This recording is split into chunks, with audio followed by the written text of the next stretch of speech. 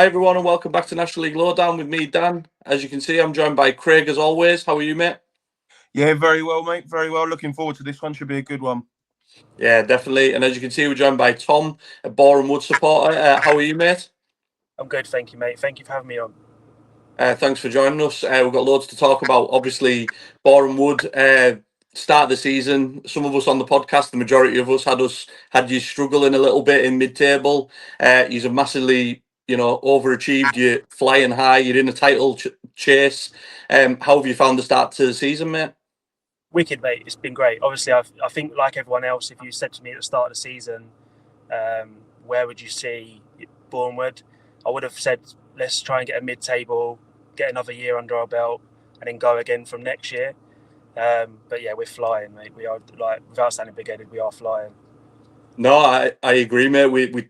If you watch the pod, you see we talk about you glowingly most weeks. So many players, especially in the attacking like third of the pitch, that can hurt you. You've got Abdul Malik, Zach Brunt, Matt Rush, Souser. There's so many, and obviously, not going along with your league form, you're on a great cup run as well. So, how have you found the cup run as well? Wicked, exciting. The FA Cup's great, isn't it? It's one of the best competitions in the world. For lower league teams or non-league, whatever, it's magical. It's endless what you can get to. Yeah, definitely. And Luke Garrard, obviously, absolutely flying with you and doing so well. He's been up for every Manager of the Month award, and everyone keeps waiting. I think when he gets nominated, maybe the curse might strike when he wins it or something like that. But you guys just keep going and going. Craig, I know you wanted to ask Tom some questions about the league form. Yeah, so what do you think's different to when you were first up here? Obviously, the last couple of seasons here, you had a playoff finish and then a relegation finish. People talked about a massive style change this season. Have you seen that? Massive, mate. Absolutely massive. We're a completely different footballing team. Completely different to what we was that relegation season, especially. But before, everyone knew Bournemouth as being that horrible team to play against, and a place to go was a horrible place. We'd lump it forward, big bodies, second balls and all that, and we're not that anymore. They want to get the ball down and play. Yeah, so on that as well, obviously you've talked about Boreham Wood being potentially a hard place to go because you're going to get a hard game. I came with Braintree earlier in the season. I think it was the third game of the season, and I kind of pinpointed it as one we could win away from home because you were a newly promoted team. I was obviously a little bit naive in that situation kind of thing. But what I found is how well you kept the ball. We went down to 10 men, and I don't think we touched the ball for the final 30 minutes of the game. You really controlled it. But, yeah, what you've done since then has massively surprised me. And I think a lot of that down to keeping players, but also the likes of Zach Brunt coming in. How's he been for you? And did you see that maybe it'd be a short-term loan and then it beyond your wildest dreams that you'd actually get him in permanently as well? Yeah, because we had him, I think it was 22, 23 on loan from Sheffield. And I loved him that season. I thought he was great. And I was absolutely gutted when we didn't sign him for the season after. And then he went to Barnet. So that it was like a dagger in the heart, mate, when he goes to your rivals anyway. And obviously he done really well at Barnet. It's a fair play to him. We got him back on a loan, which I never thought we'd get him back, to be honest. I thought he was at Barnet and that was it. Zach's wicked. You see him, he just creates something out of nothing. He's got a bit of flair about him. And to get him on a permanent now, it's just, yeah, it's amazing. And I think that's the difference of this year, really, recruitment and stuff. Yeah, we've talked about the incomings there. Obviously, from my opinion as well, I think you've made an excellent acquisition in the midfield. You haven't seen too much of him yet, but obviously you signed Marley Marshall-Morando from us. You've signed some defenders on loan today and one coming in as well, I believe, from Barnet as well. Yeah. We don't feel like there's been any misses with your recruitment at the moment. The probably one that surprises most is Luke Norris probably has hit the ground running initially, but probably not as much now. But do you think that's down to him or do you think that's down to the form of Matt Rush and the style you're playing? I think it's more, it's a bit of everything. I think if you put a little bit of everything in that, I think he had a bit of an injury. I think he had a bit of injury at the start of the season. He played a few games, scored against Carlisle. Had a bit of an injury in the start, but then Matt Rush has just been banging in goals for fun. So how can you sort of take him away when he's been doing what he's doing? Do you know what I mean? No, absolutely. And yeah, I don't know if I've not seen enough of him to see if he can play the way we are. if that makes sense. No, absolutely. Go on, Greg. No, you go, mate. Just on, we've looked at the incomings now. Obviously, the outgoings going through as well. We've had obviously Jeff King got recalled by York. It looks like you've replaced him with a young lad from West Ham on loan. Do you feel like that's a dagger to your season? And do you feel like this month, with how good you've been, is crucial to keeping everyone together? The likes of Rush, Abdul Malik, Souza, Ted Curd in goal. I know he's only on loan, but will they look to put him further up the pyramid? Like, do you think there's going to be any more outgoings, or do you think everyone's pretty settled, and because you're doing so well in your FA Cup run, everyone's going to pretty much stay where they are? Obviously, with Ted Curd, that's probably a bit more out of our control, as in if Chelsea want him back, they're getting back. I'd like to think that the chairman is quite proactive with stuff, the selling players. So I wouldn't, unless someone comes in with a completely silly offer for the likes of Abdul or Rushy, I'd like to say we'd try and keep him, because his dreams of getting us to the EFL is massive. Like, he wants that more than anything. So I'd like to say we keep hold of him. Obviously, I really want to keep hold of him, but you just never know who's going to come in. Exactly that, mate. It can happen very, very quickly in this league, it seems, as well. Definitely. I mean, if you look at the likes of previous years for Gateshead, for example, I always use them as an example. They was the great footballing team. They always had good managers, good players, and that team has been ripped apart from top to bottom, left, right, and centre. And at times when it's quite pivotal for them as well. So I just really hope that doesn't come for us. But like you said, we don't know what's going to happen. Football's brutal, isn't it? Sometimes, like you say, it's especially when you like you mentioned Gateshead there. They've always been that nearly team, you know. And then after they've done it a couple of years and they're still not going up, everyone comes swooping in and taking them players. I think for me, we graded you the other night on our podcast, and we graded you an A-star. I actually think you're faultless this season. Like, recruitment's been absolutely bang on. I've seen today, obviously, you brought in Ollie Kensdale. It was rumoured that Rochdale and Carlisle were interested in him as well.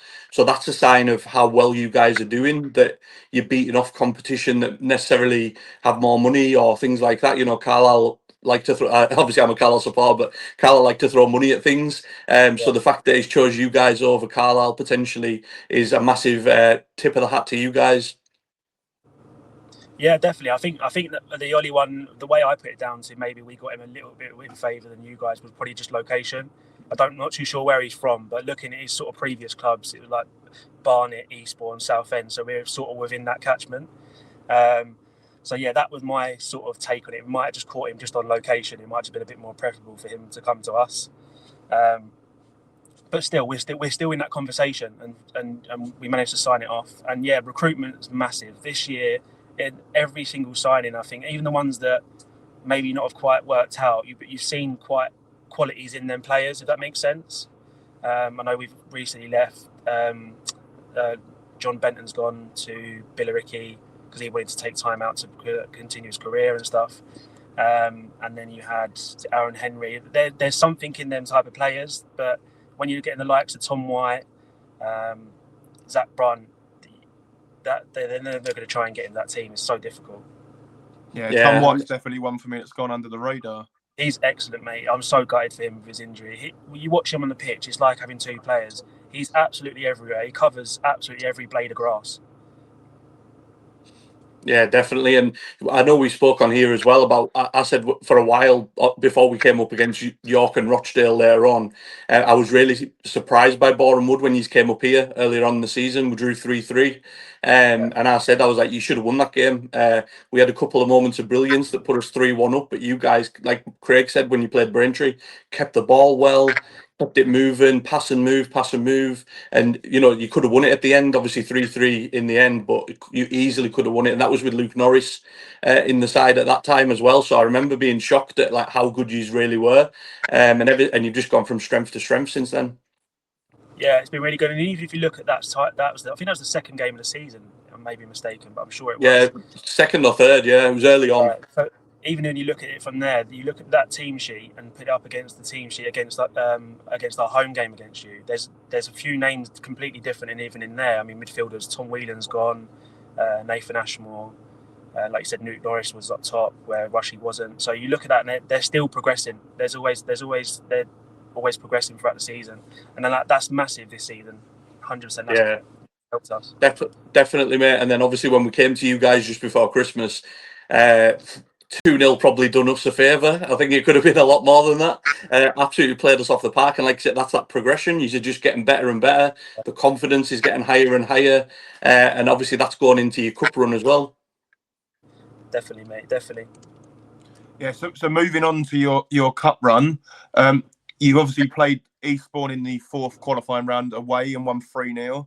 Yeah. And then your next your two FA Cup proper ties, first round and second round, were against League Two sides, but obviously two teams that were struggling. So you were a team full of confidence, they maybe weren't, and you dispatched them both 3-0. And I think that, again, we highlight the strength of your squad and how everything's done. You took two league teams apart really comfortably. What were your thoughts on all them games? And did you go into the Crawley and Newport one not expecting you to win, but having quite confidence about them? Yeah, obviously I went into it as a fan confident, especially because of our just previous FA Cup sort of runs, and then you add that with the way we're playing. So yeah, definitely confident. Obviously they've had their own issues with stuff. I think Newport had to change of managers before the game, a week or so before the game, and stuff like that. So yeah, there was a couple of things that went in our favour really, and I think we played them off the park. Really, to be fair, Crawley was a big one, and we dominated that game. Newport, we had a bit of an iffy sort of 15-20 minutes ish, about 15 minutes, and then we sort of come into it. I'm confident going into tomorrow. Not too confident because anything happens. The cup, you sort of get that league form, throw it in the bin, and see what happens. You know what I mean? Yeah, I mean, you mentioned it there. Obviously, I was going to ask for your thoughts on the game with Burton. Like you say, you took apart Newport. And I know I watched that game. First 15 minutes, I think they had a lot of the ball, but they didn't really do a lot with it. And then as soon as you guys got your foot on the ball and got that opening goal, it was game over from there. And you dispatched Crawley comfortably. I don't think there's anything to be afraid of Burton. Obviously, it was them or Brackley, wasn't it, when the tie was done? And I remember Luke Garrard's face when the draw got done. Absolute devastation. I don't think I've ever seen someone and then hear their own thoughts through the camera. It was like, do you know what I mean? You knew what he was saying in his head. But, yeah, and then they asked him, and then they asked him, didn't they? They went, "Oh, what do you make of the draw?" And he just put his thumbs up and went, "Great draw," something like that. And I'm like, "Yeah, okay, Luke." But yeah, so what are your thoughts? What's your predictions for the game with Burton? I don't really know too much about them. Like, I've not looked into it at all. I know they've got loads of injuries. Again, they're struggling with players. We do like a prediction thing on the Boreham Wood fan group every week. You put in your predictions. I put 2-1, so I thought I'd just be confident but fair, if that makes sense. I'm not going to go put a 3-0. You know what I mean?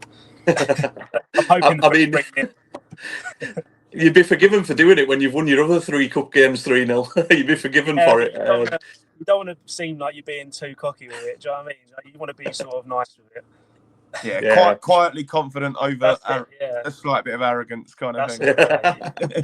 I know Burton have just signed Kane Adom. Gates had just announced that on social media earlier. I don't know if he goes straight into the squad. I'm not sure. I don't know what the time frame is. I'd imagine he'd be cup tied because he had first and second rounds. He did. He played. I did read that he may be able to play, but I don't know how true that is. So I'm not sure. Well, hopefully he's cup tied for you. But given his form as well. But yeah, we'll see. But yeah, obviously, so we're talking about predictions for FA Cup and that, and hopefully, you guys can get on and get a big draw. One question I would ask you was, do you think that could be a bit of a distraction in terms of fighting for promotion and the title charge? If you have a really good cup run, you get, let's say you get Liverpool in the next round, will all eyes be on that and then maybe take a bit off the league, or do you think you've got a strong enough squad to withstand that anyways? I'll answer that in 2 different ways, because I know how the gaffer how Luke would answer it, and Luke would say the next game's the big game. So, and that's how I think he sets up the team. So here, everyone was, by fans, we'd be looking for that Liverpool or Arsenal or whoever it would be. Luke would be, well, no, we've got to go down to Braintree next weekend. That's the next big game, and that's how we. Absolutely, that game's massive, mate. That's be massive. Yeah. But that's how he'd say. That's what he'd be telling the boys. I know that for a fact. He'd say that himself. He'd be like, "No, the next big game is the next game." So he would never let them get. He says it in his interviews all the time: never too high, never too low. And if we stay in that sort of, we do what we do. They train hard work. We're always the underdog, and that's how we go out to a game, work hard, and then you get the benefits from it. And I think that's how we'd see it as Boreham Wood. We sort of the next task is the big one, and then we complete that. Right, now we go for the next one. Do you know what I mean? Yeah. Who needs to go to Anfield when you can come to the Rare Breed Meat Company Stadium? That's it, mate. That's it. Do you know what I mean? I'm looking forward to it. I'll see you next week. I will do, mate. I'll be there. In terms of obviously the rest of the season, we've talked about it a little bit already. What are your now predictions? What are you? Obviously, we know you're hoping to win the league at a canter. Everyone always hopes that kind of thing. But what are your predictions going on, or are you just enjoying the ride and whatever will be, will be? Yeah. Let's enjoy the ride. Let's just keep doing what we're doing, and just see where it goes. If it's so early still, and it's so tight at that top. I mean, one fixture can change. You can go from second to fifth, back up to second, first. It's so close. Let's just see what goes on and see what happens, and just hope for the best. And if it's playoffs, then great. If we win it, excellent, happy days. But I mean, if you get into the playoffs, you could have a trip to the Rare Breed Meat Company Stadium and Wembley in the same season. Happy days. You could be back up at Burton Park as well. But yeah, like Craig says there, you know. Yeah. One thing I wanted to ask you as well was what was your like predictions and thoughts for the season ahead before it started? And obviously you've done so well. Have your expectations obviously changed? Yeah, I just wanted to get sort of mid-table, get a year in, see how we find our feet again, and go from there. Now it's obviously promotion. I want to see Boreham Wood in the EFL.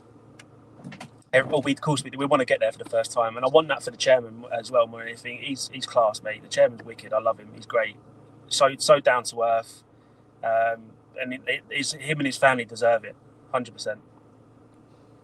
Yeah, I mean, like you say, when you've got that feel around the place, like just by talking to you here, obviously Carlisle's a long way away from Boreham Wood, so we don't get that feeling. But just speaking to you, you can see how optimistic and positive everybody is, and you know, I think that the thought of just taking one game at a time, enjoying the ride, sounds ideal.